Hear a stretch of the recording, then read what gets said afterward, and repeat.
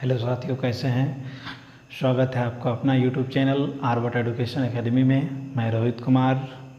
आज हम लोग जो पिछले वीडियो में फैक्टर के बारे में पढ़े, उसके बाद प्राइम फैक्टर क्या है, उसके बाद एक प्राइम फैक्टर पढ़े, प्राइम नंबर पढ़े, तो उससे आगे जो हम लोग आज चलेंगे। आज का जो मेरा आगे का जो टॉपिक है, इससे भी एक दो क्वेश्चन रहता है। वो है डिविजिबिलिटी, मतलब विभाज्यता का नियम। मतलब विभाज्यता का क्या नियम है। जब ये मेरा चल जाएगा तब उसके बाद हम लोग ये जब पूरा इसका जो क्वेश्चन से रिलेटेड जो पॉइंट्स आती है वो सारे पॉइंट्स खत्म हो जाने के बाद फिर हम लोग उस पर क्वेश्चन पे चलेंगे। तो आज का जो मेरा क्लास है वो सिर्फ डिविजिबिलिटी के लिए है। और डिविजिबिलिटी क्या है, विभाज्यता क्या है, कोई संख्या कैसे विभाज्य होती है, तो मेनली रूप से आज वो हम लोगों को जानकारी लेना है। तो आइए हम लोग देखते हैं। सबसे पहले जो हमारा आज का जो टॉपिक होगा वो है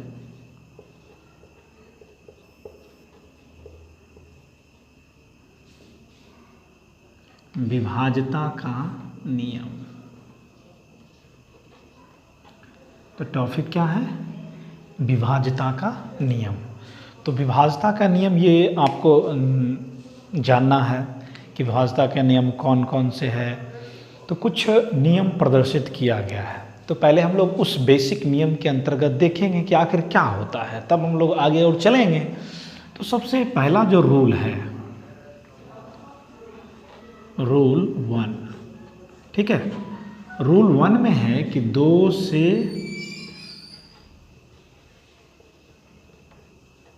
विभाज्य। तो पहला बात है कि 2 से विभाज्य। 2 से विभाज्य का क्या नियम है।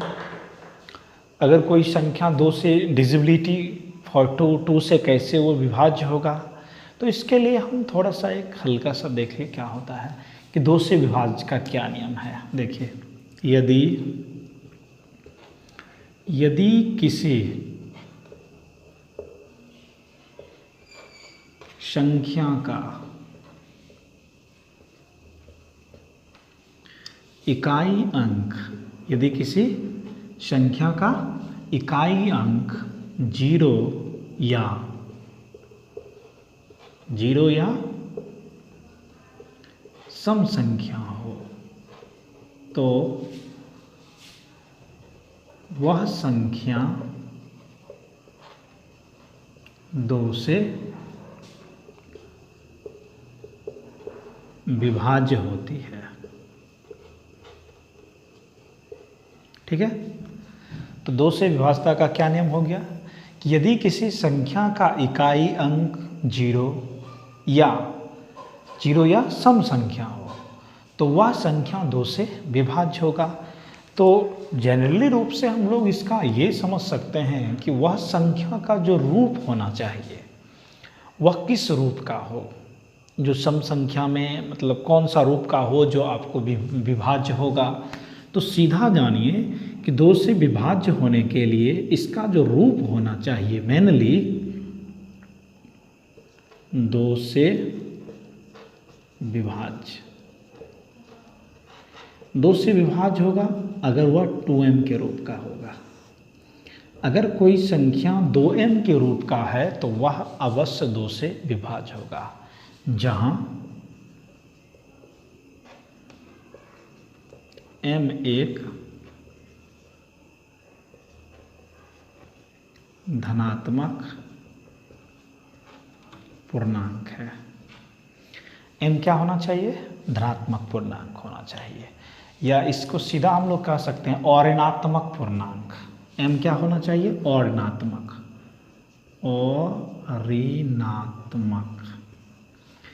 यानी m का मान अऋणात्मक हो तो वो सारी संख्या 2 से डिविजिबिलिटी होती है, 2 से विभाज्य होता है। कुछ और एग्जाम्पल पे हम लोग चलते हैं। जैसे कि देखिए 4 है तो इकाई अंक पे ये है। अगर हम इसको इस फॉर्म में करेंगे तो पहले तो 2 लिखेंगे। अब इसमें कितना से गुना किया है, 2, तो 2 एक क्या है, पूर्णांक के अंतर्गत आ गया, यानी 2 से विभाज्य हो गया। 64, तो लास्ट में कितना है, 4 है। तो जैसे ही लास्ट में अगर 4 हो, सम संख्या हो, 0 हो, तो उस स्थिति में होगा 80 लास्ट में कितना है 6, तो ये भी होगा। 780 लास्ट में कितना है 0, ये भी होगा। तो ये हो गया आपको 2 से डिजिबिलिटी का नियम। ठीक है, 2 से विभाज्यता का नियम सबसे आसान है। 2 से विभाज्यता का नियम क्या होना चाहिए आपको, जो इकाई के स्थान पर 0 हो या सम संख्या हो, या कहने का मतलब अगर ये सब भी याद नहीं रहता है तो ये बात याद होना चाहिए, 0 होना चाहिए, 2, 4, 6 या 8। अगर ये सारा अंक रहता है तो उस स्थिति में वह 2 से क्या होगा, विभाज्य होगा। उसके 2 से विभाज्य होगा, उस स्थिति में क्या होगा, 2 से विभाज्य होगा। 3 से विभाज्यता का नियम, रूल 2 में है कि 3 से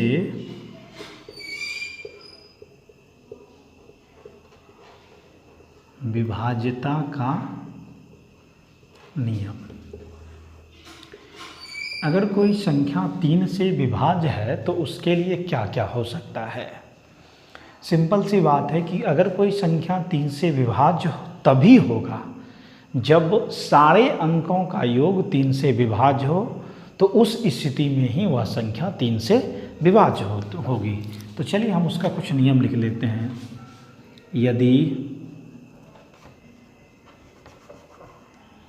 यदि संख्याओं के सभी अंकों का योग, यदि संख्याओं के सभी अंकों का योग 3 से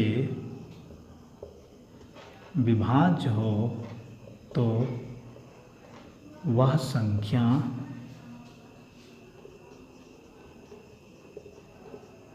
निश्चित ही 3 से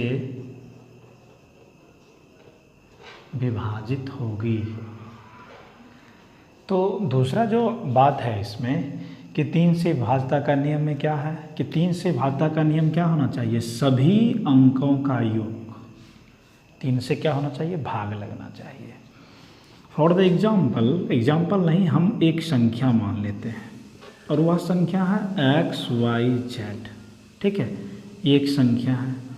क्या यह संख्या 3 से विभाज्य है या नहीं है, इसको जानने के लिए करना क्या है आपको कि सभी अंक जो है वो अंक को जोड़ेंगे। अगर सब अंक को जोड़ने के बाद अगर वह 3 से विभाज्य होता है तो उस स्थिति में वह 3 से भाग लगेगा।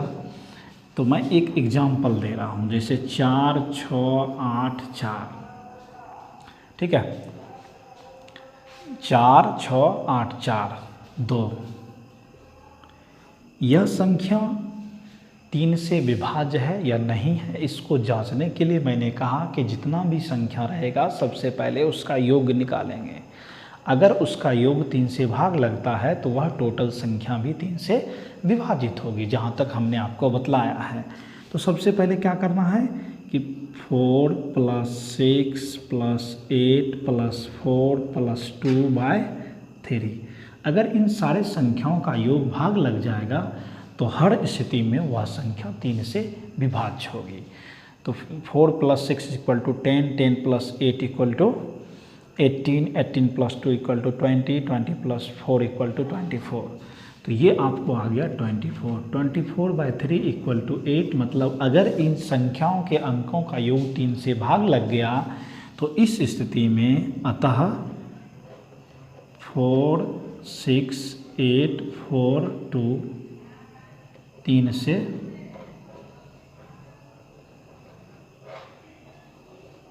विभाज्य है। ठीक है, कोई प्रॉब्लम? एक दूसरा आप लोग इसको करिएगा।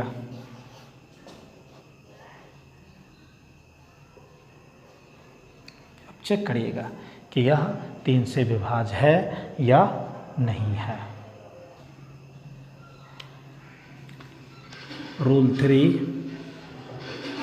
रूल नंबर 3, 4 से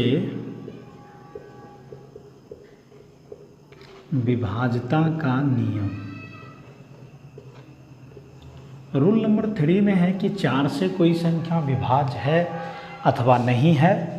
इसकी जानकारी के लिए क्या करेंगे जो हम लोग समझेंगे कि 4 से विभाज्य है।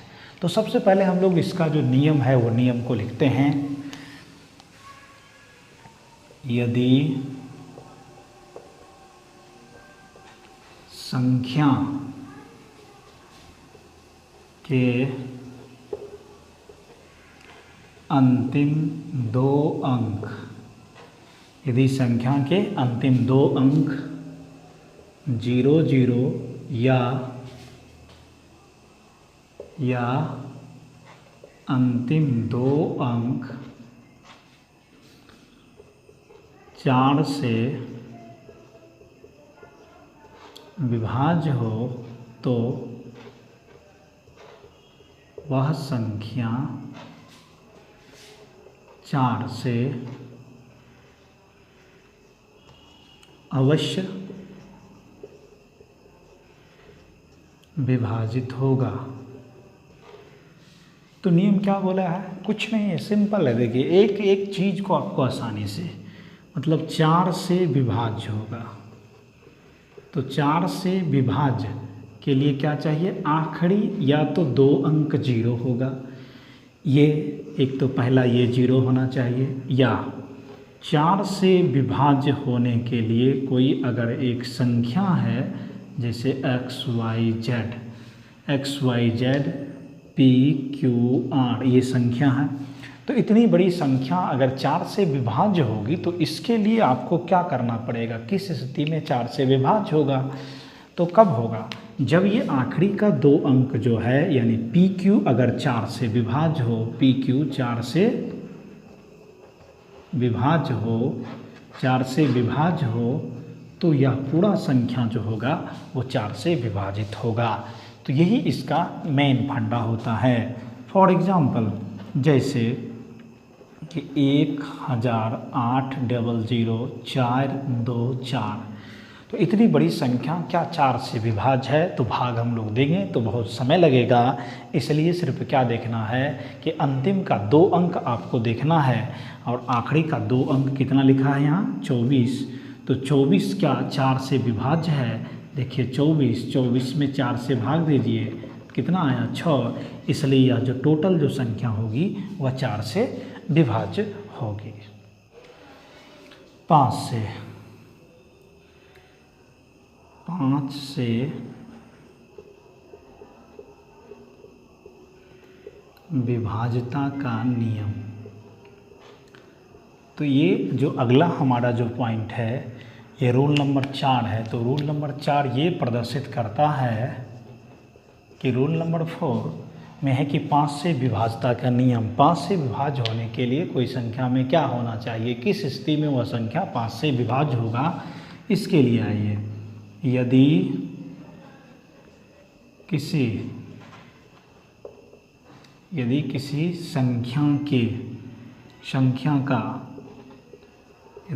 संख्या का इकाई अंक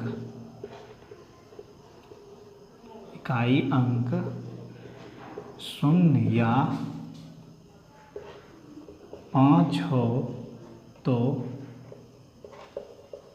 वह संख्या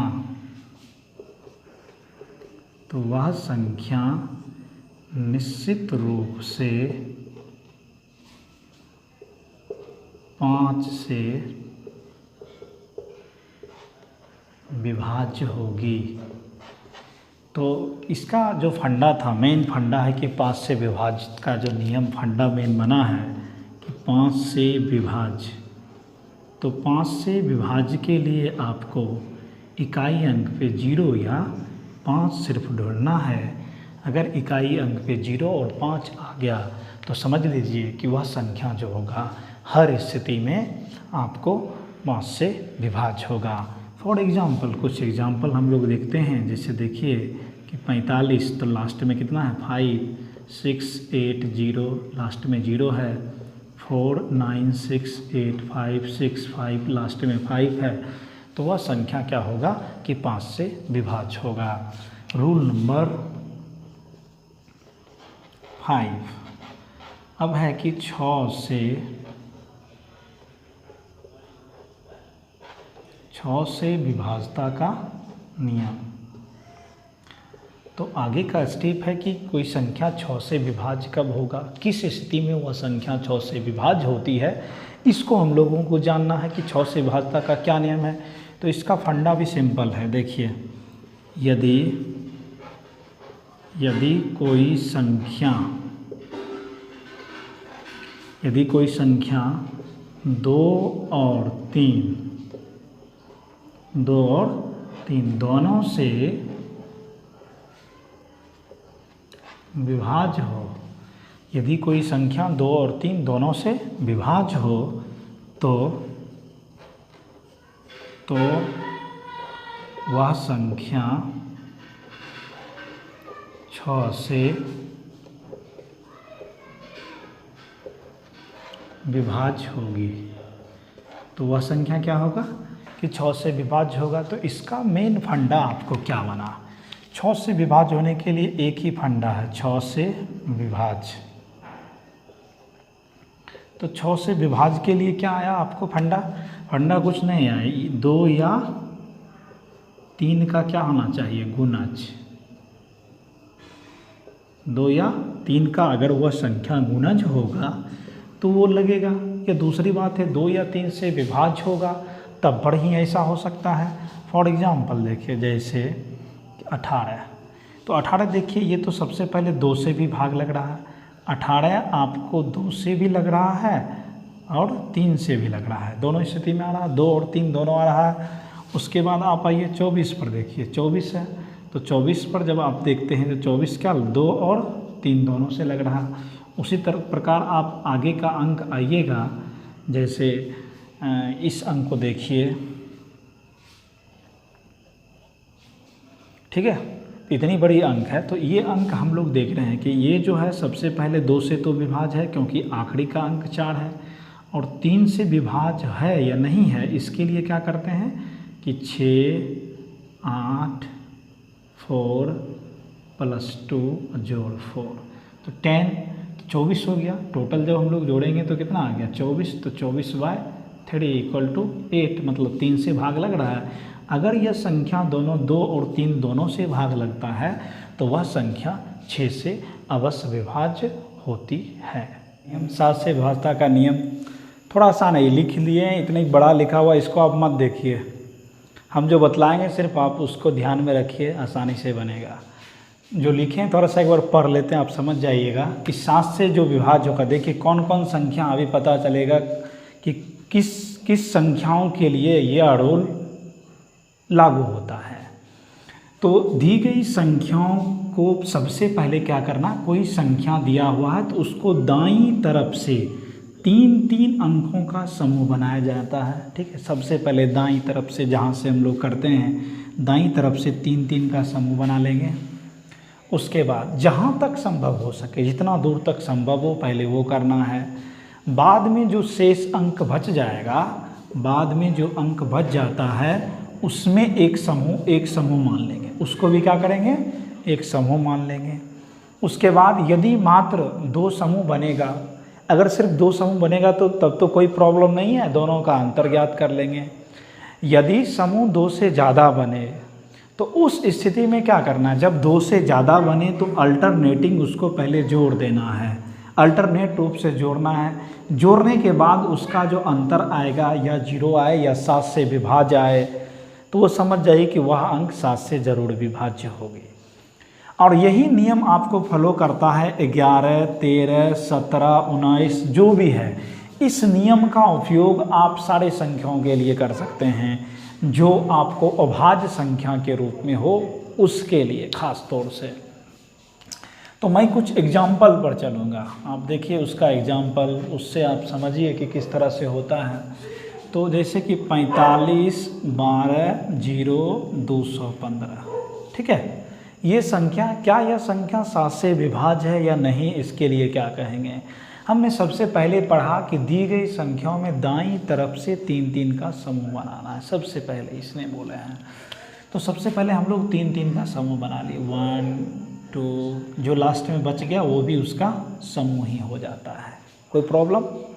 उसके बाद उसको जोड़कर क्या करा जाता है, दो समूह में लास्ट में बांटा जाता है। सिर्फ दो समूह में ही आए वैसे आपको करना है। तो क्या करेंगे कि 3-3 समूह बना लिए, तो अल्टरनेटिंग, जैसे इसको लिए तो ये नहीं लेंगे, इस दोनों को पहले जोड़ लेंगे, ठीक है।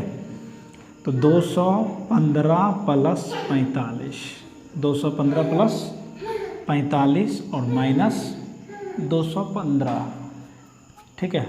215 प्लस 45 और माइनस कितना 120। तो इस दोनों को जोड़िएगा, 0 3 0 4 1 5 1 6 बच गया 2 माइनस 120। अब इसको घटाइएगा, 0 4 1 कितना है 140। तो वह संख्या आपको 140 आया। तो 140 जो है वह 7 का गुणज है। ये क्या है कि 7 का गुणज है। जब कोई संख्या 7 का गुणज हो तो उस स्थिति में समझिए कि वह संख्या अवश्य रूप से अवश्य जो होगा वह 7 से विभाज्य होगा। आप भाग देकर देख सकते हैं। एक दूसरा एग्जाम्पल, जैसे 327 फिर 327, ठीक है। तो 3-3 का समूह बनाएंगे। अगर दो समूह हो तो कोई बात नहीं है, अंतर निकालना है। 327 माइनस 327 घटाइए, कितना आया 0।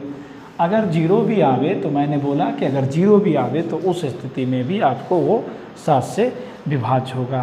तो ये हमारा था 7 से 11 से 13 से विभाज्यता का नियम, 13 से विभाज्यता का नियम। इसमें कोई किसी को प्रॉब्लम है तो आप ज़रूर बतलाएं।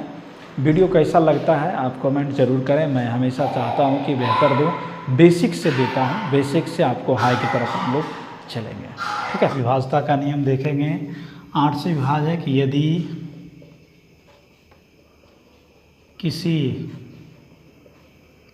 यदि किसी संख्या का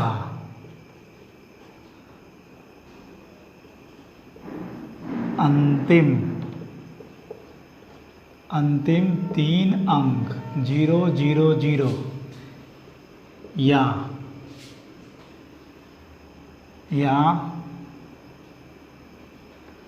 8 से विभाज्य हो तो वह संख्या 8 से निश्चित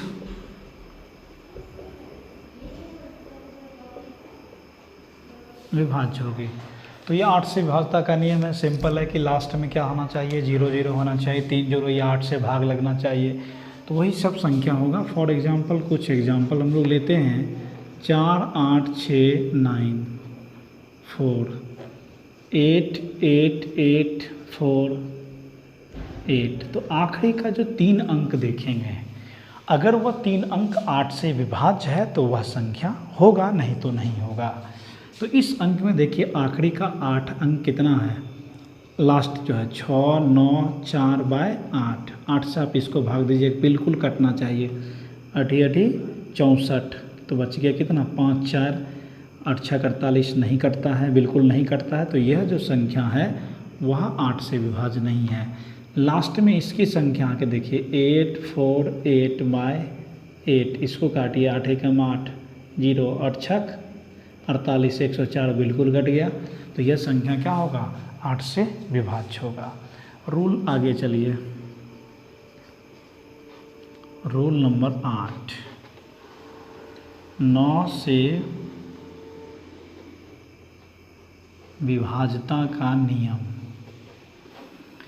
अब 9 से विभाज्य कैसे है ये जानना है। तो सभी अंकों का योग अगर 9 से भाग लगे तो समझिए कि वह संख्या 9 से विभाज्य होगा। यदि सभी अंकों का योग 9 से विभाज्य हो तो वह संख्या 9 से निश्चित विभाज्य होगी। तो ये था 9 से विभाज्यता का नियम कि सारा अंक क्या होना चाहिए, आपको सारा अंक का योग 9 से भाग लेना चाहिए। जैसे 4 8, ठीक है। 9 से विभाज्यता का नियम क्या करेंगे, 4, 6, 8 इस सब को जोड़ेंगे और 9 लिखेंगे। 18/9 यानी 2। अगर ये 9 अंक अगर योग कट गया तो वो समझ जाइए वह संख्या भी भाग लग जाएगा। अब रूल नंबर आखिरी रूल नंबर 10 है, क्योंकि 11 तो बतला ही चुके हैं। रूल 9, 10 से विभाज्य। तो 10 से विभाज्य में आपको क्या करना चाहिए, कुछ भी नहीं करना है कि अंतिम का जो अंक होना चाहिए 0 होना चाहिए। अगर किसी संख्या का अंतिम अंक 0 हो तो वह संख्या 10 से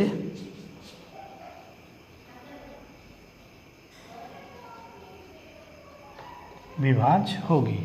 फॉर एग्जाम्पल कोई भी रहना चाहिए, लास्ट में क्या आना चाहिए, 0 होना चाहिए। देखिए ये सब 0 0 आया। तो ये हमारा था आज का क्लास, हम लोग का यहीं ख़त्म होता है। ये विभाज्यता का नियम था। आज हम लोग विभाज्यता का नियम पे सिर्फ चलें, इसमें एक भी क्वेश्चन नहीं दिया गया। कल हम लोग विभाज्यता के नियम पर क्वेश्चन पर चलेंगे। वीडियो कैसा लगा शेयर करें, सब्सक्राइब करें, लाइक करें। Thank you, bye.